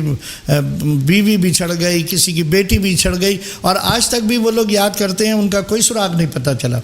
بعد میں کچھ لوگ ملے، لیکن بہت سارے ایسے بھی ہیں آج تک کہ وہ گمنام رہے اور پتہ نہیں کہاں کس حال کے اندر ان کو شہادت ملی ہوگی۔ تو ان واقعات کے اندر ہی آپ نے اسی انداز سے جو کہ ہمیں تاریخ کے اوراق کے اندر تحریک پاکستان اور پاکستان بننے کے جو دل خراش واقعات ہیں، ان واقعات میں ہی اس دوران میں ہی آپ نے وہاں سے ہجرت فرمائی تھی، اور پھر آپ ابتدا میں پہلے لاہور آ گئے تھے، اور پھر اس کے بعد جو ہے وہ لاہور سے جو ہے پھر ہجرت فرما کر آپ کراچی آ گئے تھے، اور خدا داد کالونی کے پاس جو ہے وہ آپ نے سکونت اختیار کری تھی۔ جب حضور قبلہ ابا جی علیہ رحمہ یہاں مستقل طور پر کراچی میں سکونت آپ نے اختیار فرما لی، تو ظاہر بات ہے ذریعہ معاش ہر انسان کی ضرورت ہے، تو اس وقت حضور قبلہ ابا جی علیہ رحمہ نے کیا ذریعہ معاش اختیار کیا، اور یہ ذریعہ معاش حضور قبلہ ابا جی علیہ رحمہ کا کب تک جاری و ساری رہا؟ جی علی بھائی، جس طرح سے حافظ صاحب نے ارشاد فرمایا کہ قیام پاکستان کے وقت جو جن مصائب اور آلام کے ساتھ صرف آپ نے ہی نہیں بلکہ دیگر مسلمانوں بھی جی جی۔ ہجرت کی، مسلمانوں نے ہجرت کی، وہ ناقابل بیان ہیں وہ دلخراش واقعات۔ تو اسی میں ہی آپ نے بھی اپنے اہل و عیال کے ہمراہ، آپ کی والدہ تھیں، آپ کے بھائی تھے، آپ کی ایک بہن تھیں جو یہاں آپ کے ساتھ تھیں، اور چونکہ آپ بھائیوں میں بڑے تھے تو ظاہری بات ہے کہ معاشی طور پر آپ کے کاندھوں پر ہی گھر بار کی ذمہ داری تھی۔ چونکہ تو والد جس طرح صاحب آپ بھی صاحب نے شہید ہو فرمایا گئے تھے۔ پہلے لاہور تشریف لائے تو وہاں پر بھی بڑے مصائب اور آلام کا سامنا کیا، بڑی قسمہ پرسی کے حالات رہے۔ پھر جب کراچی تشریف لائے تو ابتدا میں ایسا ہی رہا، لیکن پھر آپ نے زرگری کا پیشہ اختیار فرمایا، صحیح۔ یعنی آپ سونے کے کاریگر تھے، کارخانہ بنایا، جی۔ اور پھر اللہ تعالیٰ نے آپ یہ کو برکت، آبائی پیشہ تھا نا جی، آپ کا، آپ کا یہ مطلب آبائی تھا۔ پیشہ بھی تھا تو یہ۔ اسی کو آپ نے اختیار فرمایا۔ پھر یہاں ظاہری بات ہے کچھ واقف کار بھی تھے، لیکن ان کے ساتھ رہ کر نہیں بلکہ آپ نے علیحدہ اپنی محنت سے اپنے مطلب اس کاروبار کو جمایا، کارخانہ بنایا، اللہ تعالیٰ نے برکت عطا فرمائی۔ سبحان اور اللہ۔ پھر آپ تنہا اس میں نہیں تھے بلکہ آپ نے کاریگر بھی اپنے ساتھ رکھے، اور ماشاءاللہ مطلب معاشی طور پر آسودہ حال بھی ہو گئے۔ لیکن پھر ظاہری بات ہے کہ اللہ تعالیٰ کو تو کچھ اور ہی منظور تھا کہ بعض ایسی ارواح ہوتی ہیں کہ جو اصل سے ہی سعادت مند ہوتی ہیں، بالکل۔ اور کچھ ایسی ہستیاں ہوتی ہیں جن کو دنیا کے لیے نہیں بنایا جاتا بلکہ جن سے دین کا کام لیا جاتا ہے، قرآن کا کام لیا جاتا ہے، مخلوق خدا کی خدمت کا کام لیا جاتا ہے۔ جی۔ تو بس وہ موڑ آیا اور بس بہانہ بنا، یوں کہیے، میں تو کہتا ہوں کہ اس وقت کے ایک صاحب وقت اور شہنشاہ ولایت، مرد قلندر، معین پاکستان قلندر زماں، حضرت قبلہ الحاج سائیں بابا ولایت علی شاہ قلندر رحمۃ اللہ تعالی علیہ کی صحبت بابرکت میں پہنچنے کا، کہ جب یہاں آپ اس سے قبل یہ بتانا ضروری ہے کہ آپ وہاں تک پہنچے کیسے، کہ جب یہاں کارخانہ بن گیا، آپ کے شادی کے معاملات ہوئے، تو آپ کی شادی ہو گئی 1949 میں، صحیح۔ آپ کی شادی ہوئی، اور بڑی یہ خوبصورت بات ہے کہ صابری مسجد رنچھوڑ لائن میں آج بھی ایک عظیم الشان مسجد کی صورت میں وہ قائم ہے۔ جی جی۔ اس کی بنیاد، اس کا آغاز حلقہ رحمانی کے معروف بزرگ ہمارے جد المرشد حضرت خواجہ محبوب رحمانی صوفی شاہ محمد فاروق رحمانی رحمۃ اللہ تعالی علیہ نے رکھی تھی۔ آج ایک عظیم الشان مسجد ہے۔ جی بالکل۔ اسی صابری مسجد میں حضرت خواجہ صوفی شاہ محمد فاروق رحمانی رحمۃ اللہ تعالی علیہ کی وکالت میں آپ کا نکاح ہوا، سبحان اور آپ کی اللہ۔ اہلیہ محترمہ حضرت حیات النفیس رحمۃ اللہ تعالی علیہ انتہائی مطلب نفیس خاتون، یعنی یہ بھی فرمایا خوبصورت۔ نا حافظ صاحب، حضرت صاحب سے آپ کا ایک جی، آپ خاندانی کی تعلق اہلیہ بھی کے تو تھا پھوپھا نا؟ تھے، خاندانی ایک تعلق بھی تھا، جی۔ یعنی جب رشتہ قائم ہوا۔ اور پھر یہ بھی ایک طویل واقعات ہیں کہ کس طرح سے اس شادی کا ایک تناظر بھی ہے، پس منظر بھی ہے، کہ حضور بابا صاحب علیہ رحمٰن نے ہندوستان میں ہی خواب میں ہی جو ہے آپ کی جو رشتہ ازدواج میں جو منسلک ہوئیں، جی۔ ان کو دکھا دیا تھا اور بتا دیا گیا تھا کہ یہ آپ کی بیوی ہونے والی۔ سبحان اللہ۔ تو خیر، جب ہمارے قبلہ ابا جی رحمۃ اللہ تعالیٰ علیہ 49 میں شادی ہو گئی، پھر 50 میں آپ کی پہلی ملاقات ہوئی ہے اپنے جو برادر انلاز تھے ہمارے شیخ کے، حضور قبلہ ابا جی علیہ رحمہ کے، یعنی ہماری جو امی جان ہم کہتے ہیں، جیسے ہم اپنے شیخ کو ہم ابا جی کہتے ہیں، تو آپ کی اہلیہ کو ہم سب امی جان کہتے ہیں، اسی نسبت سے تو امی ان جان۔ کے جو بھائی تھے، بلکہ پورا خاندان ہی، یوں کہیے کہ انڈیا سے ہی، ہندوستان سے ہی حضور بابا صاحب علیہ رحمہ، بابا ولایت علی شاہ قلندر علیہ رحمہ کا معتقد تھا۔ اور جب حضور بابا صاحب علیہ رحمہ قیام پاکستان کے بعد 1948 میں یہاں مستقل طور پر تشریف لے آئے اور یہاں سکونت اختیار فرمائی، تو 1950 میں یہی جو ماموں جان جن کو ہم کہتے ہیں امی جان کی نسبت سے، ان کی وساطت سے، ان کے توسط سے جو ہے وہ ہمارے قبلہ ابا جی علیہ رحمہ حضور بابا صاحب علیہ رحمہ کی خدمت اقدس میں پہنچے، اور پہلی ملاقات بھی بڑی عجیب و غریب ہے، اور بڑی یوں کہیے وہ پہلی ملاقات آپ کی زندگی میں، آپ کے آنے والے حالات میں ایک سنگ میل کی حیثیت رکھتی ہے۔ بالکل۔ وہ اس طرح کہ جب حضور قبلہ بابا صاحب علیہ رحمہ سے ملاقات ہوئی، تعارف ہوا، اور تو اس کے بعد بابا صاحب نے آپ سے قرآن مجید سننے کی فرمائش کی، تو آپ نے سورہ مریم کی تلاوت فرمائی۔ حضور بابا صاحب مراقب ہو گئے، سورہ مریم پوری آپ نے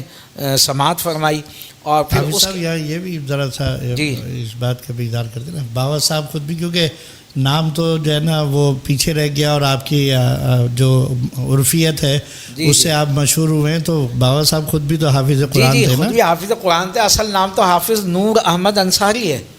اور بابا ولایت علی شاہ قلندر علیہ رحمہ کے نام سے مشہور ہیں آپ، اور 100 سال ہم نے اپنے شیخ سے سنا، کم و بیش 115 سال عمر آپ نے پائی، اور انڈیا میں سے بہت یعنی پورے طویل حالات ہیں، اور کس طرح سے آپ نے مزارات اولیاء پر ریاضت و مجاہدات کی، منزلیں گزاریں، چلہ کشیاں کیں، اور خاص طور پر حضرت خواجہ غلام فرید چشتی نظامی رحمۃ اللہ تعالیٰ علیہ سے جب ارادت ہوئی، مرید ہوئے، تو پھر ان کے خواب میں حضرت بو علی شاہ قلندر پانی پتی رحمۃ اللہ تعالیٰ علیہ کی دیے ہوئے حکم کی وجہ سے آپ کو آپ کے شیخ نے پانی پت بھیجا، اور پھر وہاں کم و بیش 12 سال آپ نے دریائے جمنا کے پانی میں روزانہ عشاء کے بعد کھڑے ہو کر قلندری وظیفے کا ورد فرمایا فجر تک۔ تو یہ ایک پورے حضور بابا صاحب علیہ رحمہ کے حالات میں، ان کے حیات طیبہ کے واقعات میں ہم نے اپنے شیخ کی زبانی سنا۔ تو خیر خلاصہ یہ کہ حافظ نور احمد انصاری سے بابا ولایت علی شاہ قلندر بننے تک ایک طویل داستان ہے، ایک طویل واقعات ہیں، ریاضت و مجاہدات کے ایک طویل سلسلہ ہے۔ پھر حضور بابا صاحب علیہ رحمہ حضرت محبوب الہی خواجہ نظام الدین اولیاء زری زربخش رحمۃ اللہ تعالیٰ علیہ کی بشارت سے، ان کے حکم سے آپ پاکستان تشریف لائے، اور پھر یہاں ملیر میں، جہاں اس وقت آپ کا مزار مبارک ہے ملیر سٹی میں، وہاں آپ نے سکونت اختیار فرمائی۔ تو یہ کچھ حافظ صاحب نے اشارہ فرمایا، تو کچھ ابتدائی باتیں بابا صاحب کے حوالے سے میں نے عرض کی۔ اب میں یہ عرض کر رہا تھا، جو پہلی ملاقات ہوئی تو آپ حافظ قرآن تھے، سورہ مریم سنی، اور جب بہت خوش ہوئے۔ آپ کا ظاہری بات ہے کہ ایک مخصوص انداز تھا، لب و لہجہ تھا، جس طرح سے حافظ صاحب نے سورہ رحمان کے حوالے سے بتایا، تو آپ کا عمومی شبینوں میں پڑھنے کا انداز، تراویح میں پڑھنے کا انداز، حدر میں پڑھنے کا انداز، یعنی ترتیل، حدر، تدویر، یہ 3 انداز ہیں، لہجے ہیں قرات کے، تو ان سب میں آپ کو کمال حاصل تھا، اور ایک انفرادیت تھی۔ تو حضور بابا صاحب علیہ رحمہ نے بڑی شفقت فرمائی، اور آپ کے پاس کچھ پھل رکھے ہوئے تھے، وہ آپ کو عطا فرمائے، وہ آپ کو کھلائے، اور پھر اس کے بعد یہ ارشاد فرمایا کہ بھائی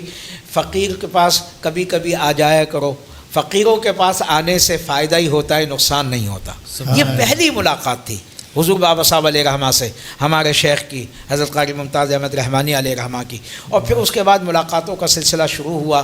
اور پھر وہ اس قدر بڑھتا چلا گیا، حضور بابا صاحب علیہ رحمہ کی محبت، اور پھر وہ محبت عشق میں تبدیل ہوتی گئی، اور ہمارے حضور قبلہ ابا علیہ رحمہ کے دل میں دنیا سے، دنیا کے مال و متاع سے، کاروبار سے، بیوی بچوں سے، مطلب یوں کہیے دل اس قدر اچاٹ ہوا کہ آپ فرماتے تھے کہ میرا دل جب تک میں حضور بابا صاحب علیہ رحمہ کی خدمت میں نہیں چلا جاتا تھا، آپ کو زیارت نہیں کر لیتا تھا، اس وقت میرے دل کو قرار نہیں آتا تھا۔ لیکن پھر ایک وقت ایسا آیا کہ آپ کے دل میں یہ خواہش پیدا ہوئی کہ میں کلی طور پر حضور بابا صاحب علیہ رحمہ کی خدمت میں رہوں۔ اس کے لیے حافظ صاحب ایک واقعہ بھی تو بتاتے تھے، ایک آپ کے ظاہر ہے کہ یہ اس زمانے میں یہ ملیر تو ایک مضافاتی بستی ہوتی تھی، بالکل اس کو کراچی سے باہر ایک علاقہ سمجھا جاتا تھا۔ ایک بس کہتے تھے صبح آتی تھی اور ایک شام کو یہاں سے جاتی تھی، اور کوئی ذریعہ نہیں تھا۔ تو آپ کے کارخانے میں آپ کا ایک جو ہے کاریگر تھا، اس کو وہ حادثاتی طور پر جو ہے ایکسیڈنٹ ہوا، اور اس کے بعد اس کا انتقال ہوا، تو اس کا اثر کیونکہ کوئی نہ کوئی ایک ٹرننگ پوائنٹ بنتا ہے، ایسے ہی تو وہ زندگی کی بے ثباتی دیکھ کر اور اس کی ناگہانی موت نے آپ کے دل پر اتنا صدمہ کیا کہ آپ وہاں سے اسی لمحے اٹھے، اور آپ نے پلٹ کر یہ نہیں دیکھا کہ میرے کارخانے میں کتنا سونا موجود ہے، میرے کارخانے میں، وہ کہتے ہیں اس زمانے میں آپ کے پاس اوزار جو تھے وہ اوزار بہت کم کارخانوں میں ہوا کرتے تھے، یعنی بڑے اعلیٰ قسم کے اوزاروں سے آپ کے کارخانے میں کام ہوتا تھا۔ ہاں، تو اس لیے جو ہے وہ سب چھوڑ دیا، ایسی پلٹ کر بھی نہیں دیکھا، نہ کسی سے پوچھا بھائی میرے کارخانے کا کیا ہوا، یا میرے وہ جو اوزار تھے وہ کس کے پاس چلے گئے، کون لے گیا، سونا کہاں گیا، یا کیا ہوا، بس وہ ٹرننگ پوائنٹ بنا تھا. جی تو حافظ صاحب ایسا ہی جی. ہے. پھر جو علی بھائی آپ نے کہا فرمایا کہ بھائی وہ کاروبار چھوڑا کب اور کیسے، تو یہ جس کا حافظ صاحب نے فرمایا کہ یہ واقعہ یوں کہیے کہ ایک سبب بن گیا، اور پھر سبب آپ بن نے گیا. اپنے گھر بار کو، بیوی بچوں کو، دنیا کو خیر بات کہہ کر حضور بابا صاحب علیہ رحمہ کی صحبت ہی اختیار فرما لی، اور شب و روز آپ کی خدمت میں ہی رہنے لگے. اور یہاں سے ایک ریاضت و مجاہدات کا ایک دور، ایک سلسلہ شروع ہوتا ہے جو آپ کی آنے والی زندگی پر جس کے بہت گہرے اثرات مرتب ہوئے. وہ صحیح. دوسری بات یہ ہے کہ ایک بڑا اچھا جملہ آپ نے بابا صاحب علیہ رحمہ کا کوٹ کیا ہے یہاں پر، اور میں چاہتا ہوں کہ اس پروگرام کی وساطت سے یہ بھی ایک فیضان ہوتا ہے جی. کہ بزرگوں کے کچھ اقوال ایسے ہوتے ہیں کہ وہ ہمارے لیے رہبر و رہنما بنتے ہیں. کہ بابا صاحب علیہ رحمہ نے یہ ارشاد فرمایا کہ فقیروں کے پاس آتے جاتے رہا کرو، فائدہ ہی ہوتا ہے، نقصان نہیں ہوتا. ایسے. تو یہ آج کی نوجوان نسل کے لیے اور سننے والوں کے لیے یہ میں کہوں گا کہ یہ آج بھی یہ جملہ جو ہے ہر ایک کے اوپر صادق آتا ہے کہ ہر ایک کو جستجو اور تلاش کرنی چاہیے، کسی اللہ کے نیک اور صالح بندے کو تلاش کرے، اور اگر مل جائے نصیب سے تو پھر اس کی صحبت اختیار کرے، اس کی خدمت میں جائے، اس کے پاس اٹھا بیٹھا کرے. اس سے بڑا نفع ہوتا ہے، بہت فائدہ ہوتا ہے، اور غیر محسوس انداز سے انسان کے اندر تبدیلی پیدا ہوتی ہے. یہ نہیں ہے کہ یکسر آ جائے اور ابھی جو ہے نا ایک دم دنیا پلٹ جائے گی یا ایک دم اس کے ماحول، لیکن اگر وہ آتا جاتا رہے گا تو اس کے اندر ایک تبدیلی آئے گی، اندر باطن کی ایک تبدیلی پیدا ہوگی، اور پھر جو ہے وہ اپنے راستے کو جو ہے نا وہ اہدنا الصراط المستقیم والے راستے کے اوپر جو ہے وہ گامزن ہو جائے گا. کیونکہ یہی اللہ تعالیٰ نے قرآن کے اندر ہم کو بتایا نا کہ یہ انہی کا راستہ ہے جو انعام یافتہ لوگوں کا راستہ ہے، اور ان میں یہ صالحین ہی کا دور ہے. اب ظاہر ہے کہ اور تو کوئی جو ہے نا، تو ان صالحین کے ذریعے ہی ہم اس راستے کے اوپر چل سکتے ہیں. تو یہ بڑی اچھی بات کہی. میں نے سوچا کہ آپ کے اس جملے کو بنیاد بنا کر سننے والوں کو ایک پیغام جانا چاہیے. بابا صاحب علیہ رحمہ کا یہ قول جو ہے یہ آج بھی اور بلکہ قیامت تک ہر ایک کے لیے صادق آتا رہے گا کہ بھئی فقیروں کو تلاش کرے، اور جب فقیر کوئی اللہ کا نیک بندہ جو ہے وہ اسے حاصل ہو جائے تو وہ اس کی صحبت ضرور اختیار کرے، پھر وہ ادھر ادھر نہ ہو تو اس سے فائدہ ہی ہوگا، انشاءاللہ نقصان نہیں ہوگا. اچھا، بھی بات چل رہی تھی کہ حضور قبلہ بابا صاحب علیہ رحمہ کی صحبت بابرکت میں حضور قبلہ ابا جی علیہ رحمہ اپنے ذریعہ معاش کو خیر آباد کہہ کر تشریف لے گئے. تو وہ حضور قبلہ بابا صاحب علیہ رحمہ کی صحبت بابرکت میں حضور قبلہ ابا جی علیہ رحمہ کے کیا شب و روز تھے؟ کس طرح پھر آپ نے حضور قبلہ بابا صاحب علیہ رحمہ کی صحبت اختیار فرمائی، اور پھر اس عرصے میں حضور قبلہ ابا جی علیہ رحمہ کو کیا خاص نعمتیں حضور قبلہ بابا صاحب علیہ رحمہ کے توسط سے حاصل ہوئیں؟ یہ تو جیسے ابھی حافظ صاحب نے کہا نا کہ بابا صاحب علیہ رحمہ کے پاس جب آپ تشریف لائے تو ریاضت و مجاہدے کا آپ کا ایک دور کا آغاز ہوا. تو بڑے سخت دور تھا یہ ریاضت اور مجاہدے کا. الفاظوں میں کہنا تو آسان ہے، اس لیے آسان ہے کہ اس زمانے میں یہاں کوئی بجلی ہوتی نہیں تھی، بالکل، اور جو علاقہ تھا یہ بھی سنسان بالکل علاقہ ہوتا تھا، اور بس یہ ساتھ میں ایک بھاولپور ہاؤس ہوتا تھا، ان کی کوٹھی تھی، اور وہ بھی اس لیے بابا صاحب کو یہ جگہ ملی تھی کہ یہ جو بھاولپور کے نواب تھے وہ حضور خواجہ غلام فرید رحمۃ اللہ تعالیٰ علیہ کے بڑے معتقد ہوتے تھے، اور وہ جب بھی کبھی ملک سے باہر یا حج کے لیے حضرت خواجہ غلام فرید رحمۃ اللہ تعالیٰ علیہ نے سفر کیا تو وہ یہاں تشریف لاتے تھے، یعنی ان کے یہاں ہی قیام کرتے تھے. شیخ گلزار احمد نام جی وہ یہ تو انہوں نے حاصل کری تھی، لیکن ایک نسبت جو تھی وہ ان کی یہ بھی تھی، یہ بھاولپور ہاؤس کے قریب میں، کہ یہ لوگ سارے معتقد تھے حضرت خواجہ غلام فرید رحمۃ اللہ تعالیٰ علیہ کے. تو یہاں جو ہے یہ سناٹا ہوتا تھا، اور رات کے بعد جو ہے نا وہ یہاں کوئی دور دور تک کوئی لائٹ نہیں جلتی تھی، لالٹینیں وغیرہ جلائی جاتی تھی، اور وہی، اور پھر اس زمانے میں بابا صاحب کے ہاں بابا صاحب کو جو ہے وہ پودوں کا اور اسی طریقے سے جو ہے پرندوں وغیرہ کا بھی شوق تھا، تو بابا صاحب نے بھی رکھ رکھے تھے. اور ابھی بھی جیسا آپ نے دیکھا ہے کافی ایک اچھا بڑا ایریا ہے. اس زمانے میں ہریالی بھی تھی اور باغ کا سب ایک سما بھی تھا اور درخت بھی تھے، پرانے درخت بھی تھے. تو ابا جی علیہ الرحمہ جب بابا صاحب کے یہاں آئے تو یہ سمجھ لیں کہ یہ ایک اس لحاظ سے بڑا ریاضت، مجاہدے اور کٹھن دور تھا کہ آپ کی شادی کو کوئی بہت زیادہ عرصہ نہیں ہوا تھا اور آپ کی جو ہے وہ صاحبزادی پیدا ہوئی تھی اور بھائی اقبال بھی غالباً جو ہے وہ گود کے اندر تھے، جو میری یادداشت کے اندر ہے، یا بعد میں پیدا ہوئے ہیں یا پھر آنے کے بعد، لیکن وہ اس وقت شاید وطن مادر کے اندر تھے. بہرحال لیکن یہ ایک اتنا مشقت والا دور ہے. آپ سوچیں کہ جس کی نئی شادی ہوئی ہو،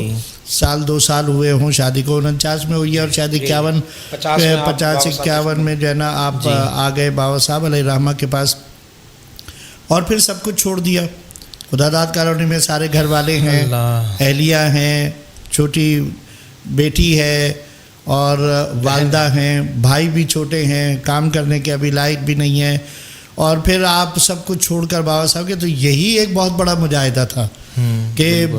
ایک اللہ کے ولی کی محبت کے اندر اور اللہ کی محبت کے اندر آپ نے اس سے ایسی دوستی اور ایسا قرب حاصل کرنے کا ارادہ کیا کہ سب کچھ چھوڑ دیا. گھر بار سے بھی دور ہو گئے، بہن بھائیوں سے بھی دور ہو گئے، ماں سے بھی دور ہو گئے، اور اہلیہ کو بھی چھوڑ دیا، بچوں کو بھی چھوڑ دیا، اور بابا صاحب کے پاس. اور پھر یہاں کی ایسی خدمت گزاری کری کہ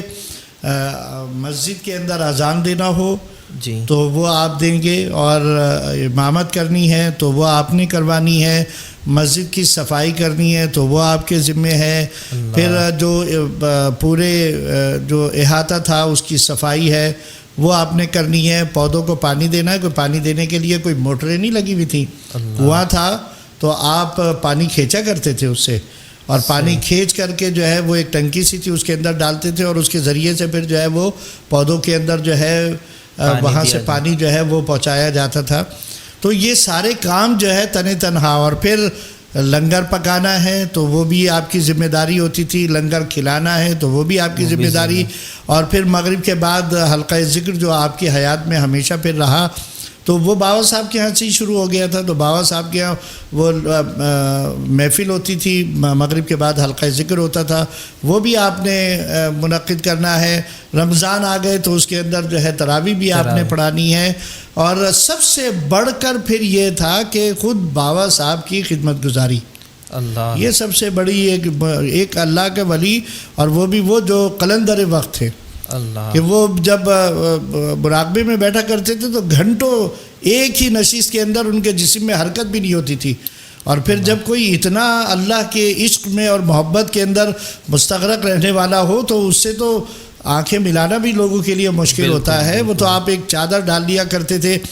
رومال جو ہے وہ اپنے چہرے کے آگے. اور ہم نے یہ بھی سنا ابا جی علیہ الرحمہ سے کہ اس زمانے کے اندر سردار عبدالرب نشتر جو خود ایک سردار تھے، بڑے باروب شخصیت تھی، اور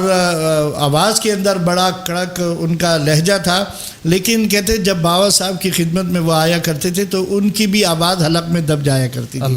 روب ایسا تھا بابا صاحب علیہ الرحمہ کا. تو بابا صاحب کی خدمت میں رہنا، ایک اللہ کے ولی کی خدمت کے اندر رہنا، ان کی خدمت گزاری کرنا، ان کو کس وقت کس چیز کی ضرورت ہے اس کا خیال رکھنا، وقت کے اوپر اس چیز کو مہیا کرنا. فرماتے ہیں کہ بابا صاحب علیہ الرحمہ پورے دن میں ایک ہاتھ کی جو ہتھیلی اس سے تھوڑی سی بڑی ایک روٹی بس وہ بنایا کرتے تھے، اور بابا صاحب پھر کسی اور کے ہاتھ کا کھانا کھاتے ہی نہیں تھے.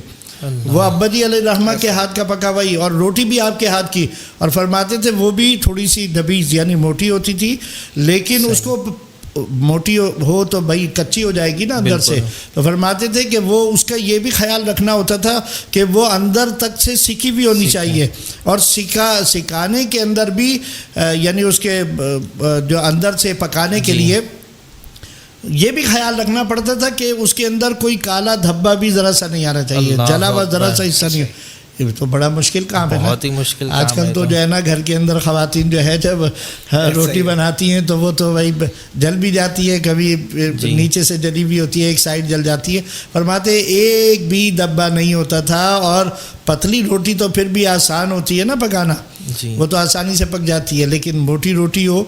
کلچے ٹائپ کی بالکل, تو وہ پکانا اور وہ بھی اندر تک سکی ہوئی ہونا, یہ کمال کی بات ہوتی تھی. تو ابا جی علیہ الرحمہ بابا صاحب کے لیے بھی پھر یہی نہیں تھا, پھر بابا صاحب کی خدمت گزاری بھی تھی. ان کی خدمت میں جب وہ آرام کے وقت میں اوپر اپنے حجرہ خاص کے اندر جو آج بھی وہاں پر موجود ہے اس میں جب آرام فرماتے تھے تو ان کو حالات سے باخبر کرنے کے لیے اخبار آتا تھا, اخبار کا بھی اس کو بھی سنانا, اور پھر جو ہے وہ کوئی ملنے کے لیے آیا ہے تو اس کی بھی اطلاع کرنا, یعنی یہ سارے کام تھے. مثنوی شریف بھی سنایا کرتے تھے بابا صاحب غور سے. اور ابا جی علیہ الرحمہ کا ایک خاص انداز ہوتا تھا مثنوی پڑھنے کا. وہ آپ کے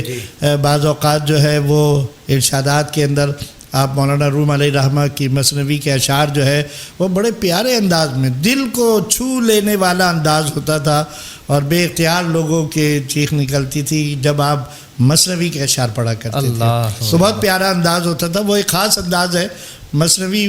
سننے میں بھی اسی میں ہی مزہ آتا ہے. اس انداز سے ہی اگر کوئی پڑھے تبھی مثنوی کا مزہ ہے. ویسے پڑھنے میں یہ بھی میں سمجھتا ہوں پتہ نہیں مثنوی کا ایک خاص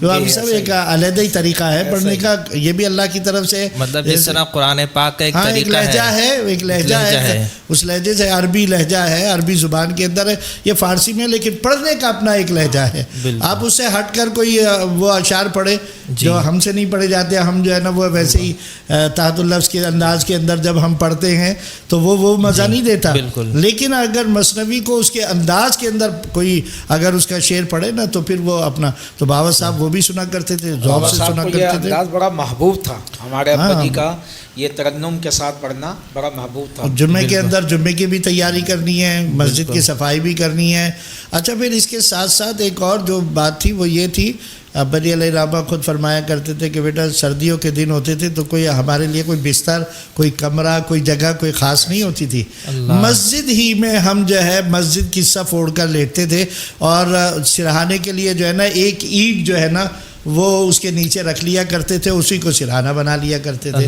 تو اب رات گئے تک بابا صاحب کی خدمت گزاری, اور پھر صبح فجر کے وقت جو ہے وہ اٹھنا, اور اس میں پھر ہر قسم کے موسم,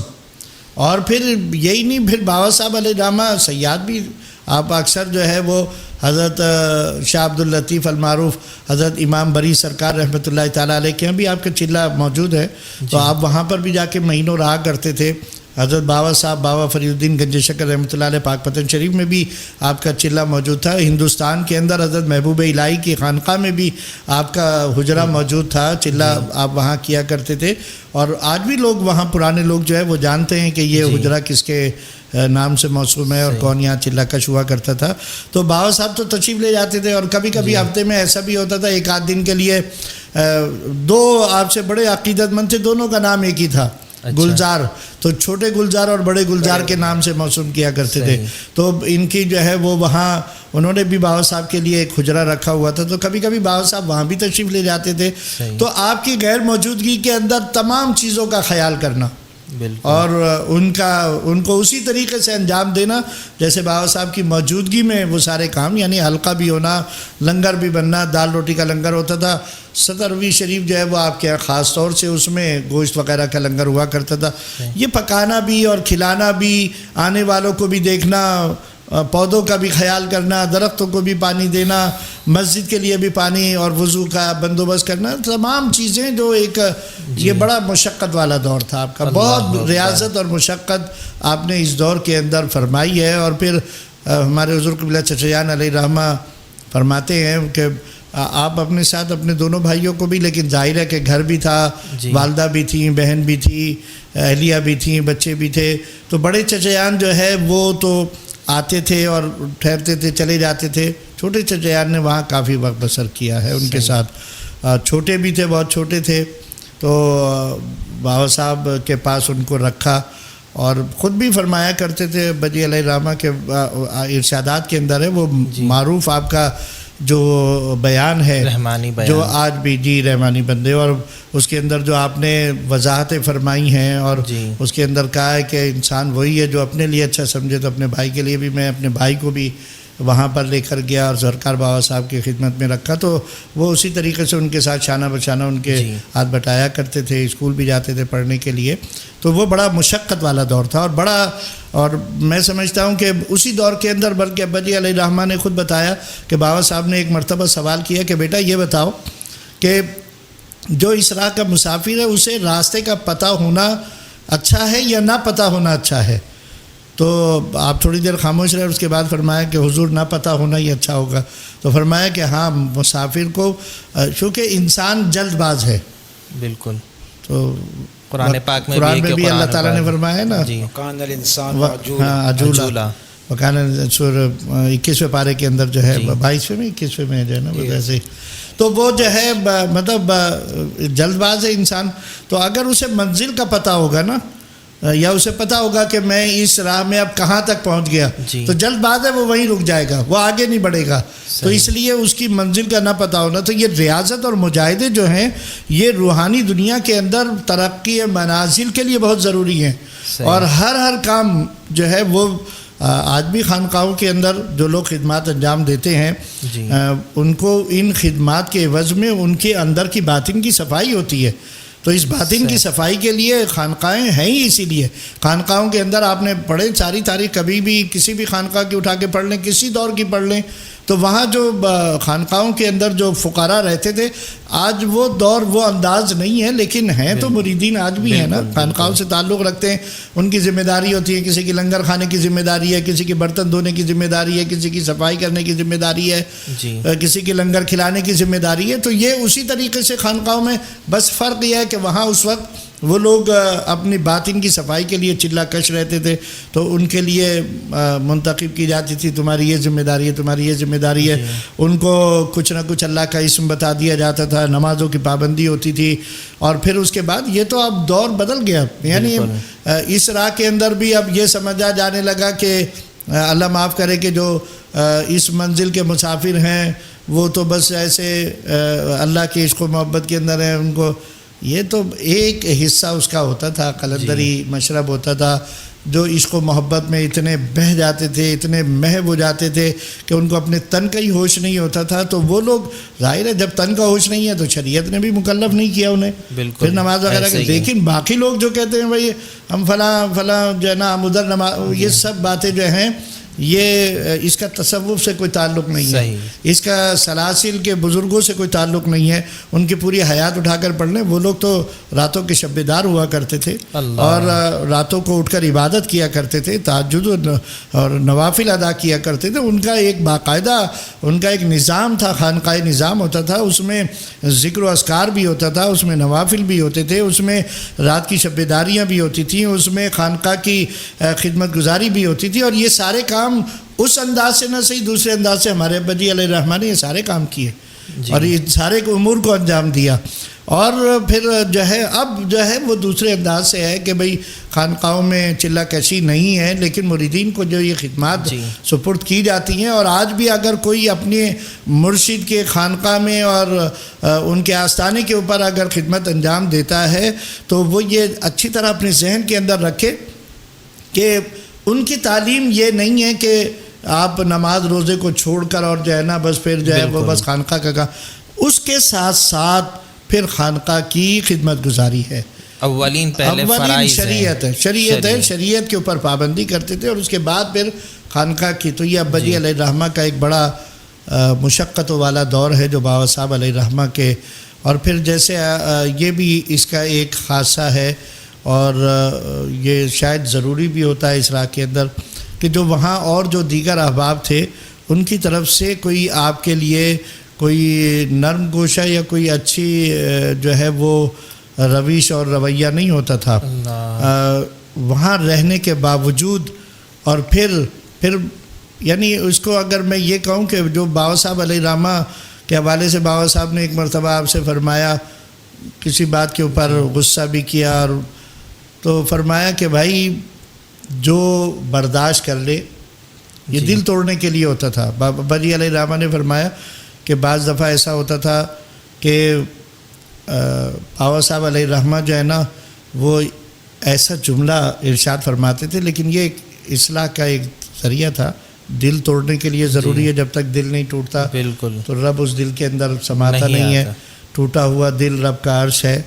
اور اللہ تعالیٰ اسی دل کے اندر اپنا مسکن بناتا ہے جو ٹوٹا ہوا دل ہوتا ہے. تو حالات ایسے بنائے جاتے ہیں اور سب کے لیے مختلف انداز ہوتے ہیں. تو ابا جی علیہ الرحمہ کے لیے کیا تھا، ایک طرف تو وہ سب کو چھوڑ کر آئے ہوئے، حالات اتنے خراب، معاشی طور پر اپنے سب کارخانے کو چھوڑ دیا، پلٹ کر بھی نہیں دیکھا. پھر باوا صاحب علیہ الرحمہ کبھی کبھی ٹیسٹ کرنے کے لیے جملہ ارشاد فرما دیا کرتے تھے اپنے، چونکہ وہ تو قلندر تھے نا، کہ اپنے گھروں کو چھوڑ کر یہاں کی روٹیوں کے اوپر پڑے ہوئے ہیں، ان سے کام نہیں ہوتا، محنت نہیں ہوتی، یہاں پڑے ہوئے روٹیاں جو ہے نا یہاں کی. کتنا بڑا جملہ ہے کہ اس کو بھی سہنا، کہ اتنی بڑی بات کہہ دی ہے. لیکن کوئی دنیا دار ہو تو وہ کہے ہمیں بھائی چھوڑو بھائی، ہم ان کی خاطر جو ہے نا سب کو چھوڑ کر آئے. یہاں پہ بھی یہی تانا مل رہا ہے، تو پھر جو ہے نا کوئی جا کر کے کام ہی کر لیں. جیسے آج کل کے جن کو نہیں پتا وہ لوگ سے بھی یہی تانے میں. ہاں، تو اس لیے خانقاہ گھر والے بھی یہی دیتے تھے، عزیز رشتہ دار بھی کہتے تھے بھائی محنت نہیں ہوتی، جا کے وہاں پڑ گئے، روٹیاں جو ہے نا وہاں کی کھا رہے ہیں، اور جو ہے نا اپنے مسجد کی روٹیوں کے اوپر پڑے ہوئے ہیں، اور جو ہے نا گھر کا خیال نہیں ہے، فلانا خیال نہیں ہے. ادھر سے بھی سنے اور ادھر باوا صاحب سے بھی سنے، اللہ، اور پھر اس کو برداشت بھی کرے. کہتے تھے دل ٹوٹتا تھا، بہت ٹوٹتا تھا، بہت روتے تھے تنہائی کے اندر، کہ مطلب ان کی محبت میں ہم نے تو سب کچھ چھوڑ دیا، اور وہ بھی ایسے ہی. لیکن وہ دیکھتے تھے، اور جب ثابت قدمی دیکھی تو پھر آپ نے جو نعمت عطا فرمائی تو آج دیکھ لیں جو رنگ لگے ہوئے ہیں. باوا صاحب علیہ الرحمہ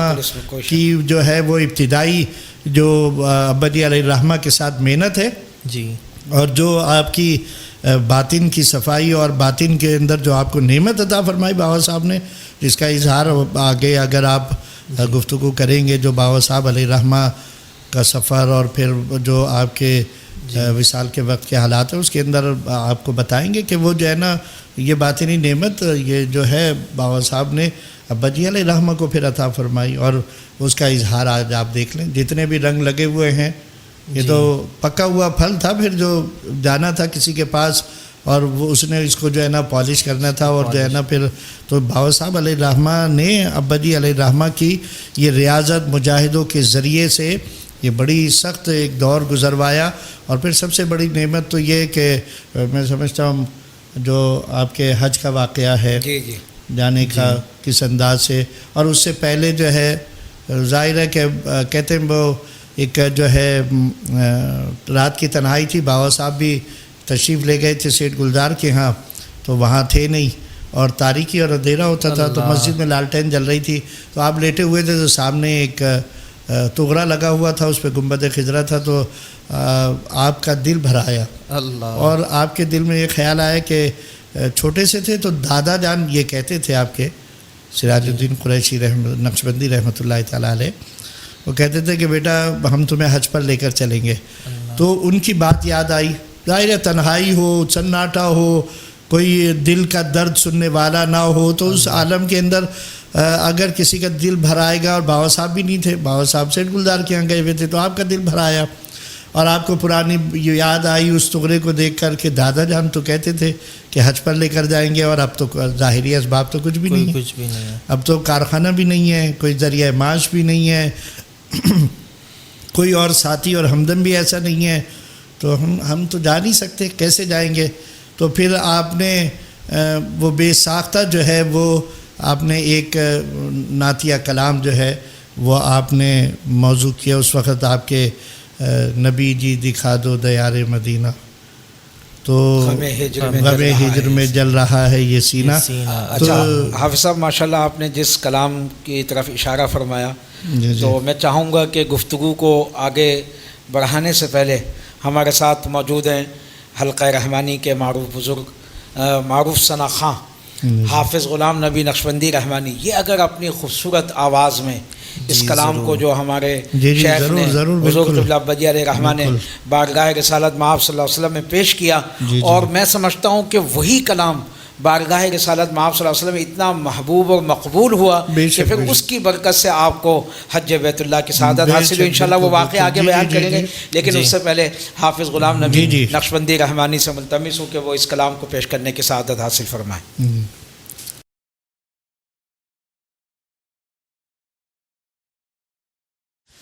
نبی جی دکھا دو دیا رے مدینہ، نبی جی دکھا دو دیا رے مدینہ، غم ہجر میں جل رہا ہے یہ سینہ،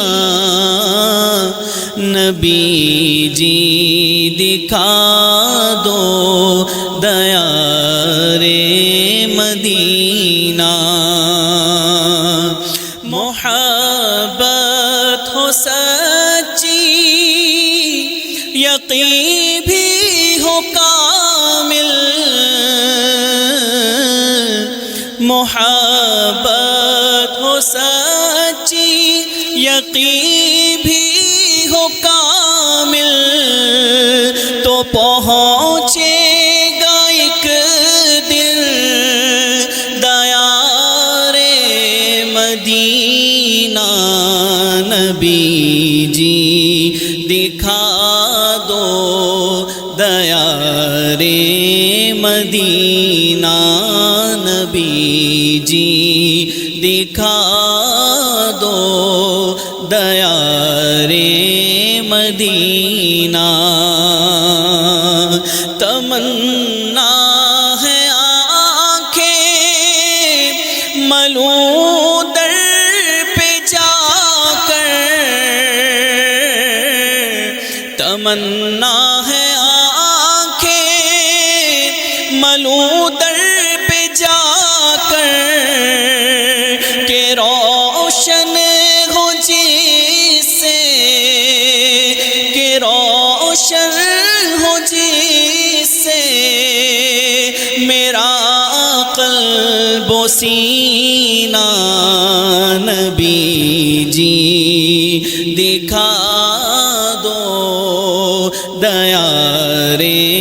مدینہ، میری آرزو اب خدا را یہی ہے، میری آرزو اب خدا را یہی ہے، کہ محبت کا تیری عطا ہو خزینہ، نبی جی دکھا دو دیار مدینہ، اور محبت میں ثابت قدم رہے تو ممتاز، محبت میں ثابت قدم رہے تو ممتاز،